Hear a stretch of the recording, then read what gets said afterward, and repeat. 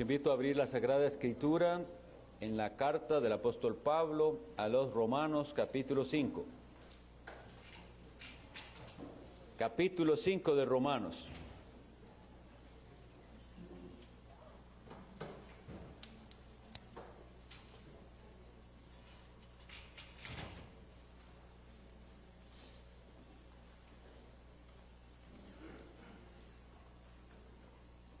Estamos en la lección bíblica número 8 de una serie que se titula La vida escondida, basada en el pasaje de Colosenses 3:3, que dice: habéis muerto y vuestra vida está escondida con Cristo en Dios.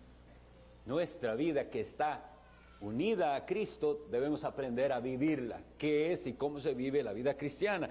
Son no exhaustivo, pero una serie de lecciones que nos confrontan con la vida cristiana práctica. Cómo es que el cristiano enfrenta cada situación, cómo se comporta, cómo vive, cómo son sus reacciones ante las cosas que suceden. Y hoy vamos a estudiar sobre la vida cristiana. Es una vida que encuentra gozo en Dios. Así podemos titularla: encontrando gozo en Dios. Vamos a leer entonces, dice así la Sagrada Escritura: justificados pues por la fe, tenemos paz para con Dios, por medio de nuestro Señor Jesucristo, por quien también tenemos entrada por la fe a esta gracia en la cual estamos firmes, y nos gloriamos en la esperanza de la gloria de Dios.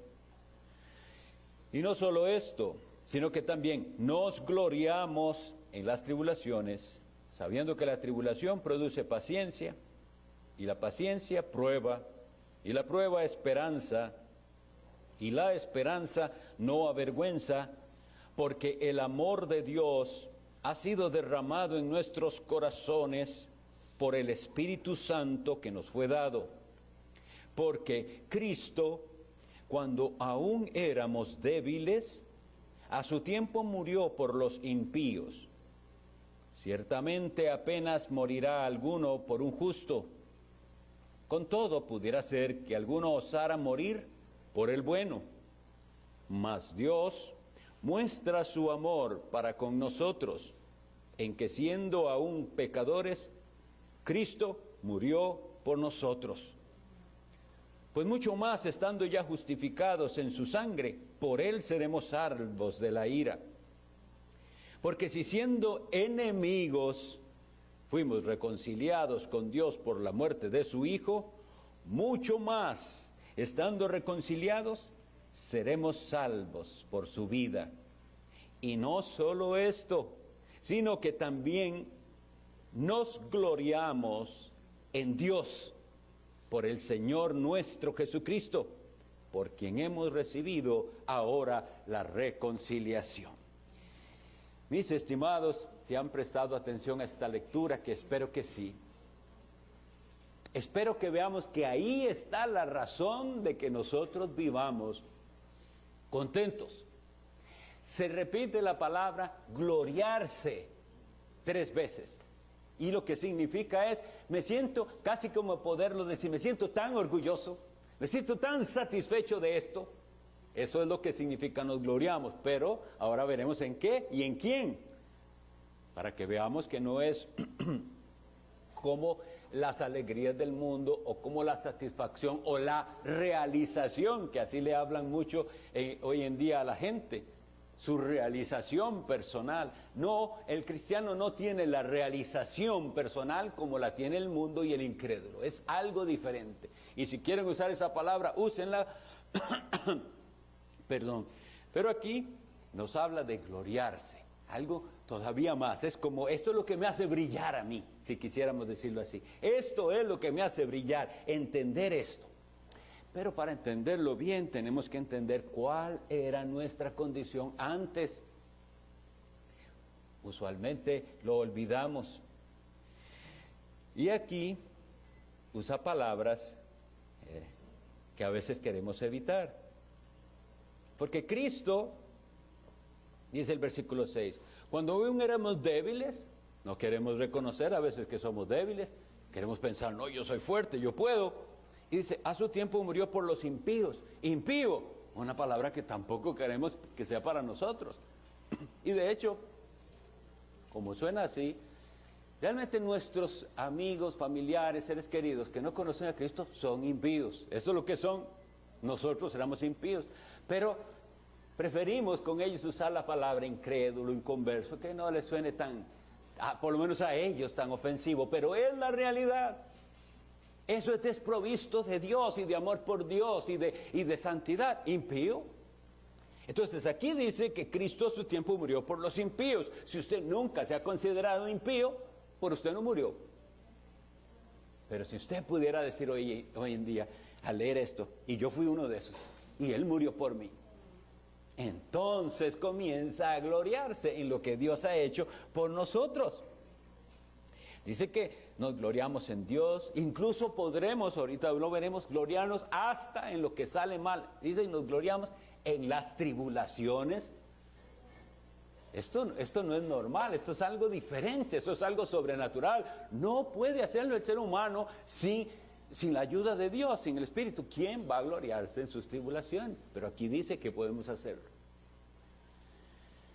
Porque entendemos el propósito de las tribulaciones. Bueno, lo primero entonces, no quiero exponer el texto todavía o así, pero es esto, saber que es posible encontrar gozo en Dios e incluso que puede llegar el ser humano, la criatura, a tener una cercanía con Dios tanto que llegó a llamarse un hombre amigo de Dios.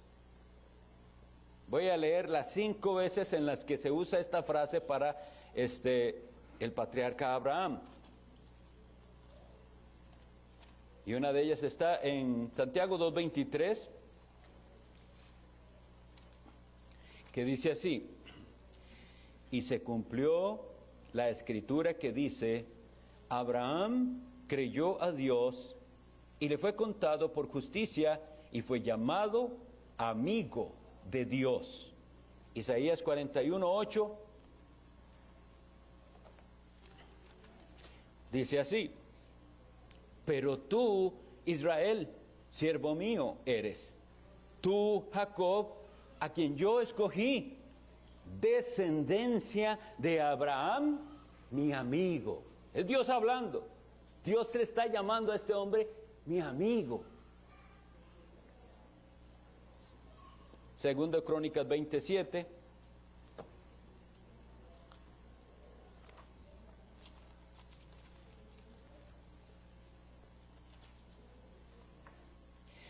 Dios nuestro, una oración es esto: ¿no echaste tú los moradores de esta tierra delante de tu pueblo Israel y la diste a la descendencia de Abraham, tu amigo, para siempre? Esa es nuestra motivación. Abraham, el llamado padre de la fe, del cual dice el apóstol Pablo que nosotros somos descendientes por la fe de Jesús, es llamado amigo de Dios. No es el cristianismo entonces una religión fría, mecánica, en la cual simplemente se le dice a usted, haga esto, no haga esto, pórtese así, vaya, una serie de reglas y ya. No, se trata de una amistad con Dios. Y no es, eso sí, como las amistades del mundo. No estamos siendo amigos de otro ser humano, es amigos de Dios. Y Jesucristo definió muy claramente esa amistad. Porque le dice a sus discípulos Jesús, vosotros sois mis amigos si hacéis lo que yo os mando. Así es como se muestra la amistad con Dios. Es una rendición que la vemos en Abraham. A Abraham Dios le dice, él vivía en un lugar llamado Ur, en Caldea, de los caldeos, era parte del imperio caldeo, pero Dios le dice, sal de tu tierra y de tu parentela. ¿Y qué hace? Obedece. Ahí se muestra que él no dice, pero es que aquí yo estoy muy a gusto y siempre he vivido aquí, no me gusta ir a otra parte. Sal de tu tierra, y el que hace, sale. Y después le dice, deja a tu padre, porque salió junto con su padre. Pero después Dios le dice, deje a su familia, porque para usted hay un plan diferente. Y él simplemente obedece, porque la obediencia a Dios es nuestra muestra de que somos sus amigos, de que lo amamos. Esa palabra a mí me llena de alegría, saber que Dios llame a alguien su amigo. Y vean que la Biblia está repleta de referencias a que se puede tener esta cercanía con Dios. En el Salmo 73, versículo 25, un hombre llamado Asaf, vean que no era ni un rey, ni un profeta, simplemente un hombre de Dios, que bueno, sí, en este momento usado por el Espíritu Santo, expresa algo tan hermoso que dice él. Salmo 73, 25. ¿A quién tengo yo en los cielos sino a ti?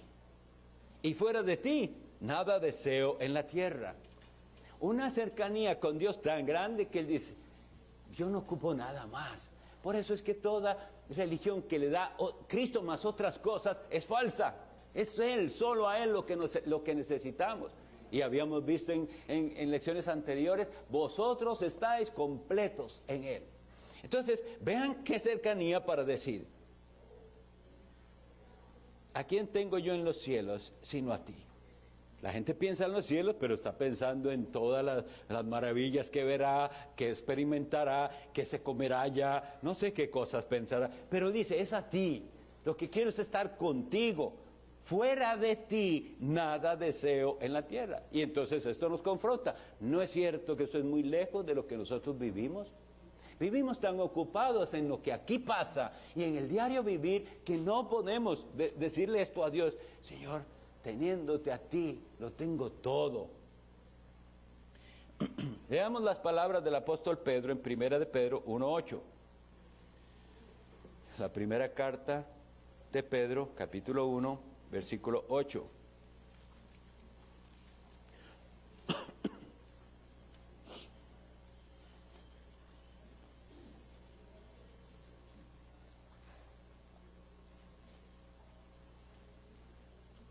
Pero vamos a leer mejor desde el versículo 6, 1 de Pedro 1, 6 y al 8. Dice así, en lo cual vosotros os alegráis. Vean qué elemento, estamos contentos, alegres como cristianos, aunque ahora por un poco de tiempo, si es necesario, tengáis que ser afligidos en diversas pruebas, para que sometida a prueba vuestra fe, mucho más preciosa que el oro, el cual, aunque perecedero, se prueba con fuego, sea hallada en alabanza, gloria y honra, cuando sea manifestado Jesucristo, a quien amáis sin haberle visto, en quien creyendo, aunque ahora no lo veáis, os alegráis con gozo inefable y glorioso. El apóstol Pedro está describiendo lo que debe ser la experiencia de todo creyente, y él lo da por un hecho, y él le dice que ellos aman a alguien que no han visto, es a Jesucristo. ¿Ama usted entonces a Jesucristo? Aunque nunca lo hemos visto, creemos en Él. ¿Y esto cómo pasó? Porque el Espíritu Santo nos capacitó para creer en alguien que no hemos visto. Y creemos en Él. Y nos alegramos en Él con un gozo inefable y glorioso. Así iniciamos leyendo y nos gloriamos. No es posible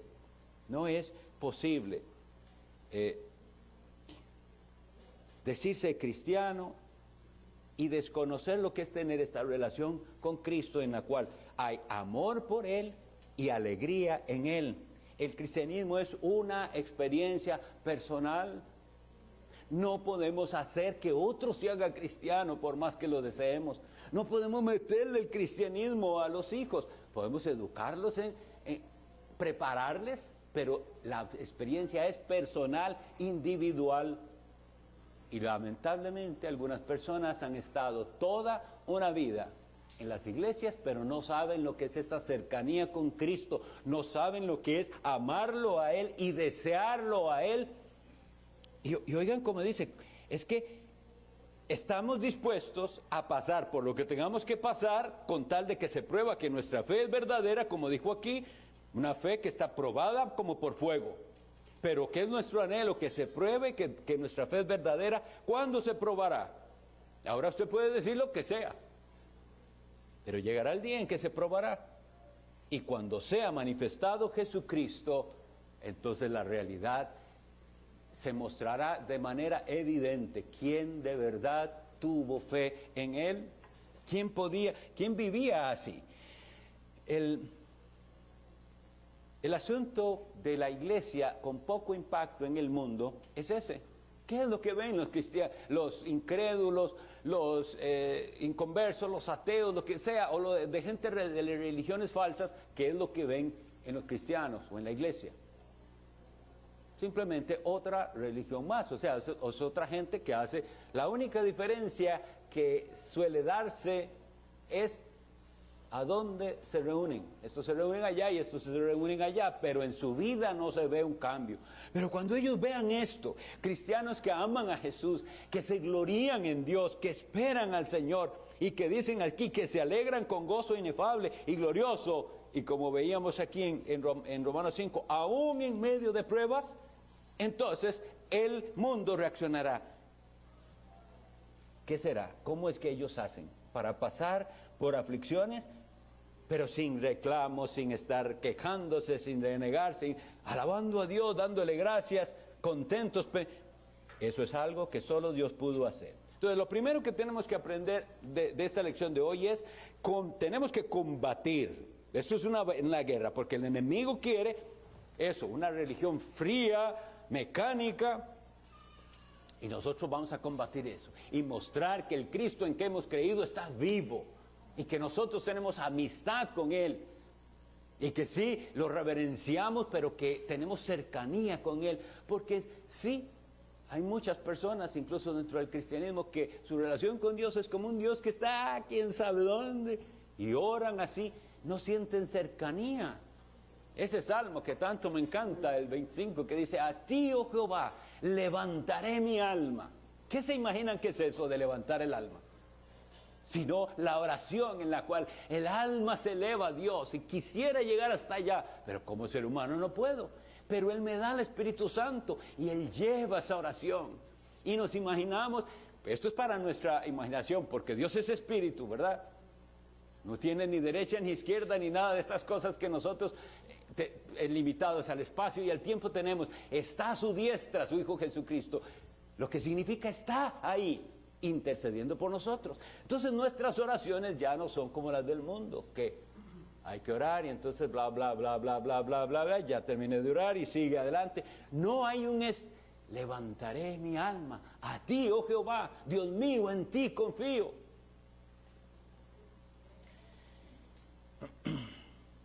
El asunto con esto del gozo en Dios es que también algunos hablan del gozo en Dios, pero como algo de futuro.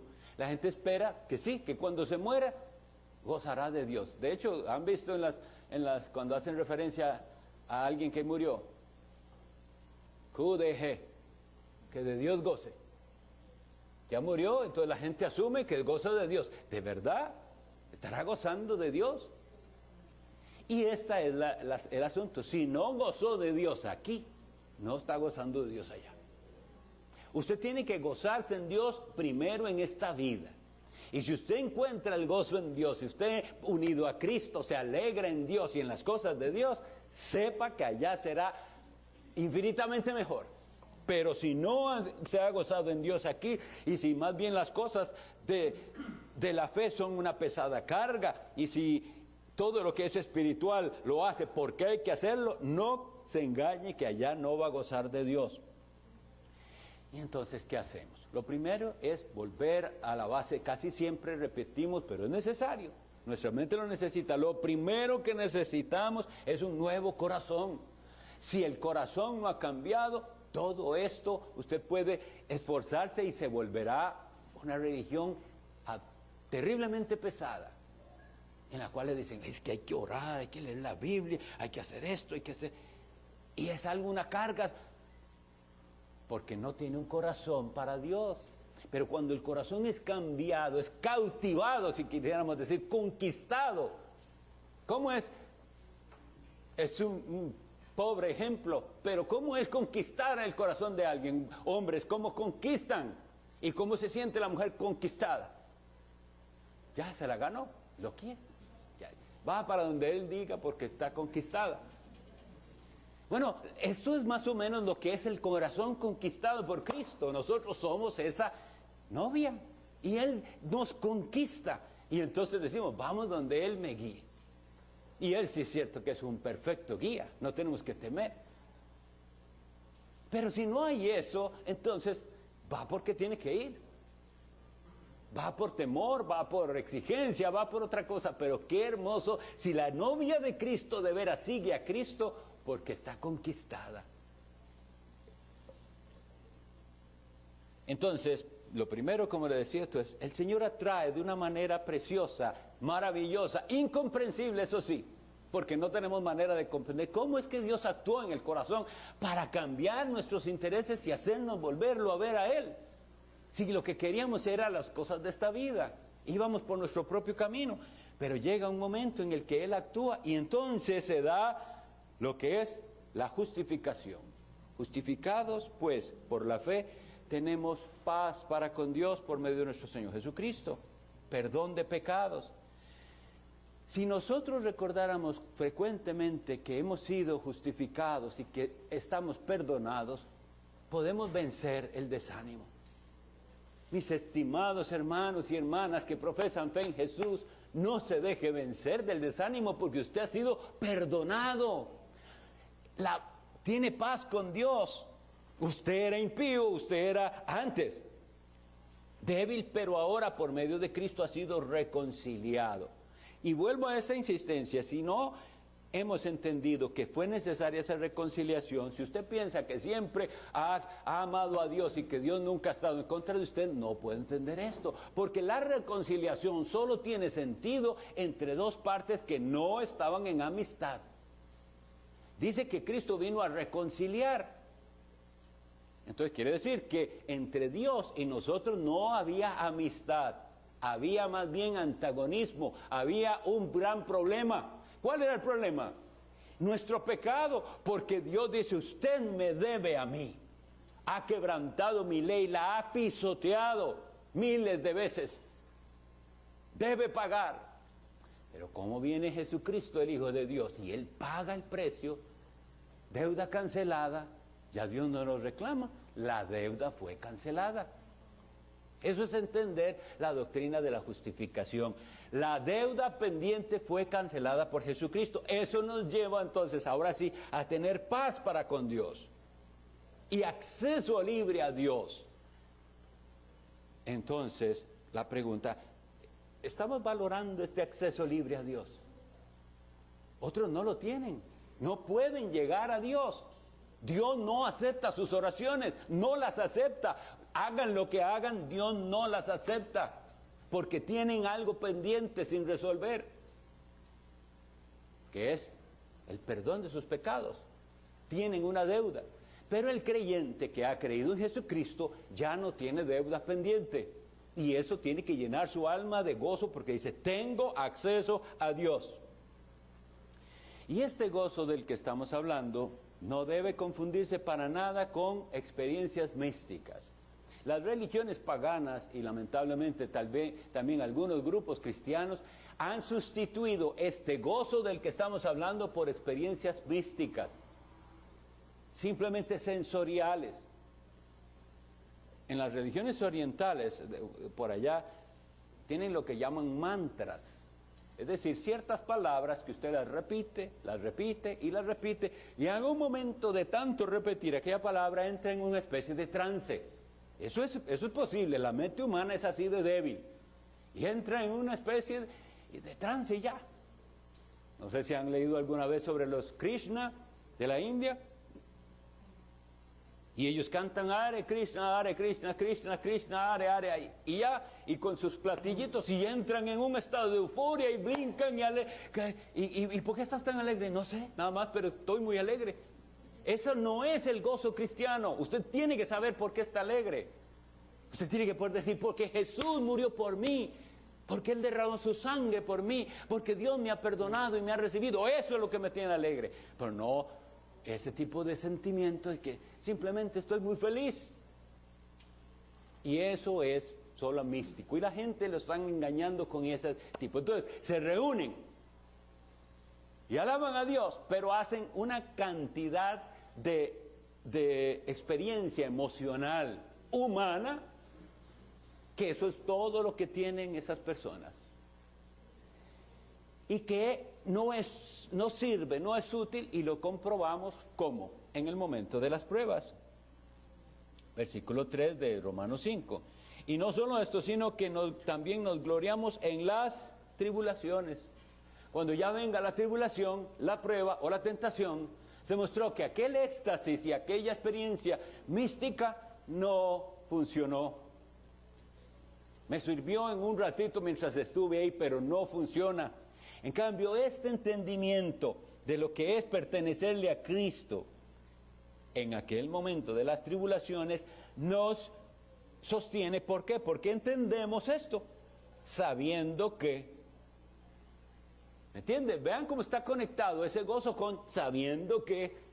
No es así, simplemente que usted está sin poder responder. No, sabiendo que. ¿Por qué es que está contento incluso en las tribulaciones? Porque yo sé que esa tribulación no es sin propósito en mi vida. Dios no es así. Dios no es un ser cruel que simplemente quiere vernos sufrir porque quiere vernos sufrir. Él está usando incluso las adversidades para algo. ¿Y qué dice aquí? Hacernos pacientes. Y nosotros no nos tenemos que avergonzar de creer así. ¿Por qué? Porque el versículo 5 dice, la esperanza no avergüenza, no decepciona. Es decir, este sentido de avergonzarse es esto, como que usted tiene algo que espera, pero después se decepciona, no salió como usted quería. Eso es lo que dice, la esperanza no hace eso. ¿Y cómo no? Hay algunos que sí, tienen desilusiones, pero ¿en quiénes no? En aquellos que el amor de Dios ha sido derramado por el Espíritu Santo que nos fue dado.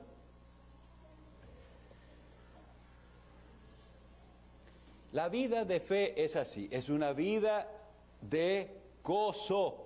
Y tenemos que pelear contra nuestra tendencia a comportarnos como si todavía no hubiéramos recibido el perdón de nuestros pecados, como si Jesús no hubiera derramado su sangre.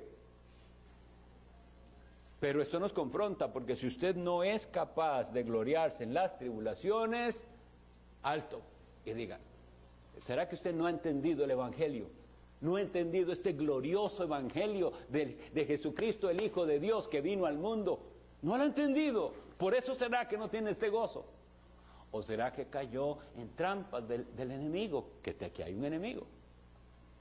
¿Y cómo vamos a vencer contra ese enemigo que nos quiere hacer comportar como si no tuviéramos nosotros un Señor y Salvador? Con la palabra, sabiendo que.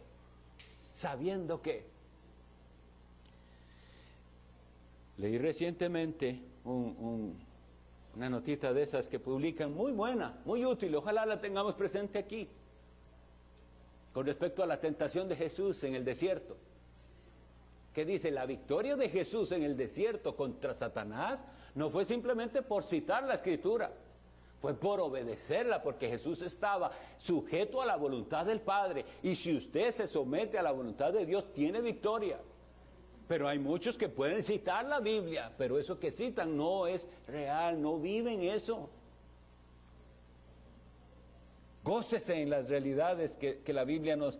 Entonces, vean, aquí dice, entonces, que somos capaces de gloriarnos incluso en las tribulaciones, porque sabemos que tiene un propósito. Y cuando nosotros llegamos a Romanos 8:28, dice, y es que sabemos que a los que aman a Dios, y usted se cuenta ahí, yo amo a Dios, entonces todas las cosas les ayudan a bien, esto es, a los que conforme a su propósito son llamados. Usted tiene que recordar cómo fue su llamamiento. Si usted no entiende esto, debe empezar por ahí. Eso es lo principal. Conforme a su propósito son llamados. ¿Qué es esto de ser llamados? Bueno, cuando se despierta la conciencia. Cuando usted comienza a decir, recuerdo cuando apenas, no sé tal vez la fecha exacta, ni a veces el mes ni el año, pero sí sé que algo comenzó en mí. Y comenzó esa inquietud de saber de Dios y de mi destino.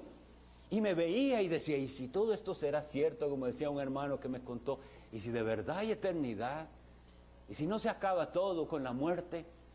¿Qué sucederá? Y comienza la conciencia a despertarse. Y también comienza a sentirse uno, es que no estoy preparado para ese día si eso es así. Porque leo ahí que Dios es un Dios santo y justo. Y Él va a dar a cada uno. Comienza, ese es el llamamiento. Y conforme a su propósito, a los que Él despierta en su conciencia y los hace sentir pecadores y lo impíos que son, el Espíritu Santo, por medio del Evangelio, los lleva a que dejen de verse a sí mismos como son y vuelvan a ver a aquel que les puede dar vida, a Jesucristo. Como Jesucristo dijo mismo en Juan capítulo 3, como la serpiente fue levantada en el desierto, así es necesario que el Hijo del Hombre sea levantado. ¿Y qué estaba hablando Él? De que hubo un episodio en el desierto cuando Moisés traía al pueblo, cuando las serpientes del desierto mordían al pueblo, y terrible que quedaban para morir, pero si volvían a ver un asta que había levantado Moisés con una serpiente de bronce y la miraban, eran sanos de su mordedura. Eso es lo mismo que tenemos que hacer. Entonces el llamamiento es cuando usted volvió a ver, es que hay esperanza en Jesucristo, en el que murió en la cruz, en su sangre derramada. Entonces usted es de los llamados y entiende que Él va a hacer que todas las cosas no le salgan bien, dice aquí, sino que ayuden a bien. Que hay muchas tribulaciones, que hay muchas penas, que hay ataques del demonio, pero que va a ayudar a bien, ¿por qué? No porque usted se sugestiona diciendo que va a salir bien, es que Dios lo promete y usted le cree a Dios como Abraham, que era amigo de Dios, le creyó a Dios y le fue contado por justicia. Nosotros entonces necesitamos, mis hermanos y hermanas, madurar, porque lo que yo considero que nos está afectando mucho es que parece que algunos nos estamos quedando bebitos para siempre, niños que no maduran. Y ahí está un gran problema y es culpa nuestra. Tenemos que aprender a madurar. Ejemplos. Bueno, un niño está creciendo y lo estamos educando, pero hemos cometido errores y es un poco consentido. Entonces no se hace lo que él quiere, entonces ya llora y todo. Bueno, saben cómo es un niño consentido. Pero después nos damos cuenta y esperamos que crece y ya, ay, qué dicha, ya está surtiendo efecto la disciplina y todo, y ya está madurando, ya entiende las instrucciones, las hace, no es que hay que estar luchando tanto con él. Ahora aprendió que el padre no tiene que decir 3 veces las cosas, de la primera se obedece y con una buena actitud y todo eso.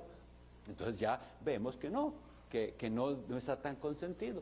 Pero es que hay creyentes que se quedaron en esa etapa de mimados y consentidos. Y entonces cuando no salen las cosas como ellos las esperan, hacen rabieta. Eso es inmadurez. Y si usted vive haciendo rabieta, no puede gozarse en el Señor. Tiene que aprender a recibir la voluntad del Señor, creyendo que es su Padre amoroso que le dijo sí, o que le dijo no, o que le dijo espérese, o lo que sea. Porque de eso se trata. Si usted logra, mi estimado hermana y hermana que están criando niñitos, cuando usted logre que haya esa conexión tan linda entre padres e hijos, que Él no desconfía de usted, sino que Él sabe que usted lo quiere y que no puede confiar en nadie más que en sus padres. Cuando los padres dan instrucciones, no tiene tanta dificultad un chico de atender, porque es papá que me quiere tanto. Si me dijo que no, él sabe por qué.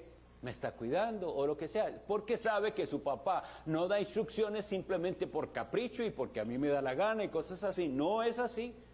Un papá que ve la situación, otorga un permiso si es algo bueno, niega un permiso si ve algún riesgo, orienta a su hijo, gana su corazón, lo quiere. Y esa unión, esa cercanía hace que el niño reciba la corrección, la instrucción, el sí y el no con humildad y con respeto. Y sabemos que eso existe. Y hermanos, se los garantizo que sí, Dios lo hace. Si hay esa conexión bonita, hermosa entre padres e hijos. Porque no funciona como, repito mucho, como esos hogares en los que parece que los padres son contrincantes de los hijos. Y ahí hay un constante rebelión, no, sino más rivalidad, como que viven en ese, el niño dice una cosa, el papá dice otra y constante. No, hay una armonía. Cuando hay amistad con Dios, cuando usted está como Abraham, que le dice a Dios sí, porque Dios es el que sabe, incluso hasta puede hablarle a Dios como cuando Abraham le habla a Dios con respecto a Sodoma y Gomorra. Y le dice, habla con Dios. Sí, con reverencia y respeto, pero vean la confianza. El juez de toda la tierra no hará lo que es justo. Él empieza a hablar así con Dios y le dice, y si hubiera 50 justos, vas a destruir esa ciudad con 50. Y Dios le dice que no, que si hubiera 50 justos, no. Y él sigue hablando y cada vez que habla usted nota ahí, me voy a atrever a decirle una vez más, pero llega hasta 10. Si hubiera 10 justos. Miren, esa cercanía de Abraham con Dios era lo que le llevaba a intentar cosas. Y él intentó hasta donde pudo interceder por la ciudad de Sodoma y Gomorra. Entonces, veamos la belleza. Si nosotros estamos unidos al Señor y tenemos esa vida de amistad, como les decía, que podemos decir, a ti, oh Jehová, levantaré mi alma. Yo sé que cada vez que oro, verdaderamente Dios me escucha. Entonces voy madurando. Tenemos que pedir perdón al Señor.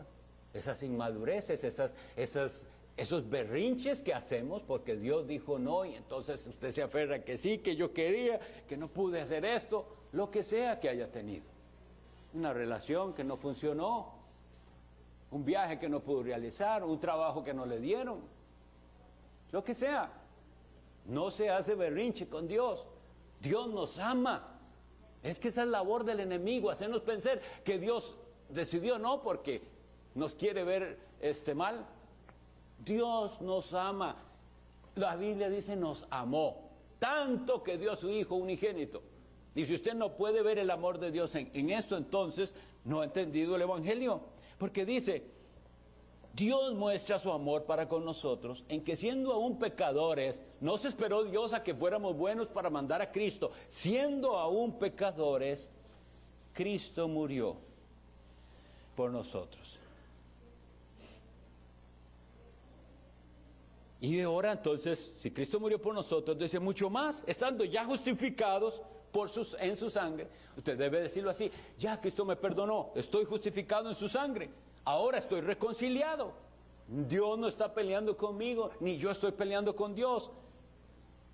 Tenemos que madurar, no tenemos que huir de los problemas, tenemos que enfrentarlos. Y tenemos que enseñarle eso a sus hijos, a nuestros hijos también. Piensen en esto. Igual nosotros como seres humanos y pecadores que somos, que todavía nos equivocamos en la guianza de nuestros hijos y también queriéndolos mucho, pero por falta de sabiduría, podemos hacer todo por ellos, todo, no saben hacer absolutamente nada porque papá y mamá hacen todo por ellos. Y ahí Dios no es así con nosotros. Dios nos está usando todo eso para que aprendamos a caminar, porque realmente necesitamos aprender a resistir al enemigo, a decirle no. Una última cosa antes de terminar. Hebreos 12:4. Y yo lo digo mis estimados, ustedes saben que la labor pastoral también en cierta manera es paternal. Cuando usted viene por consejo, es como el consejo que le daría un padre amoroso. Pero si yo no logro enseñarlo a usted a vivir por los principios de la palabra, y usted para dar un movimiento y para hacer así, tiene que pedir consejo y pedir, entonces no he hecho algo bien. Porque lo que quiero es transmitir la palabra para que usted, informado de la palabra, aprenda a tomar decisiones según la palabra de Dios. Madure. No podemos estar en dependencia para siempre de otros. Y cuando hay esa madurez, entonces llegamos a esto. Hebreos 12:4 dice así: porque aún no habéis resistido hasta la sangre combatiendo contra el pecado. ¿Qué es lo que quiere decir ahí el apóstol? No se queje tanto. Aún no hemos resistido hasta la sangre. Hasta la sangre es dar la vida por Cristo. Pero nosotros, generación de este siglo de cristianos, parece que no estamos dispuestos a ningún sacrificio. Nada se le puede pedir extra al cristiano hoy en día. Porque nunca puede, porque no está dispuesto al sacrificio. Nosotros estamos llamados a ser como soldados. Entonces eso es lo que les digo. El Señor nos prepara. Cuando usted lee Efesios 6, Él nos dio una armadura. No nos ha dejado solos. ¿Acaso nos manda el Señor a una pelea contra Satanás y sus demonios sin nada? No. Dice que nos da el yelmo de la salvación, un casco. Nos da el cinturón de la verdad, la coraza de justicia. Los zapatos son el evangelio. La espada del Espíritu, el escudo de la fe. O sea, no nos mandó sin nada. Y quiere que aprendamos a usarlos, que maduremos, vamos a la guerra. No puede quedarse para siempre en clases de cuna, mi estimado. No puede quedarse ahí. Estos niños que están aquí, después esperamos que pasen allá y después esperamos que pasen acá y que aprendan a resistir al enemigo, a pelear y sean creyentes fructíferos. Eso mismo se espera de nosotros. No se quede en la clase de cuna, deje los berrinches, deje esa inmadurez, camine en santidad. Todo movido, ¿por qué? No porque lo empujan y le exigen, sino como dice aquí, terminando ya Romanos 5:11, no solo eso, sino que también nos gloriamos en Dios. ¿Conoce usted esto qué es? Esto es cristianismo. Así es como se vive la vida cristiana. Nos gloriamos en Dios. Es usted solo con Dios. Todo el mundo me quedó mal, pero lo tengo a Él. Nos gloriamos en Dios. ¿Cómo es posible esto? Por el Señor nuestro Jesucristo, en quien hemos recibido ahora la reconciliación. Que la paz del Señor llene nuestros corazones hoy y su gozo, porque la salvación que Dios nos ha dado es maravillosa en Cristo. Vamos a tener el receso. Dios los bendiga.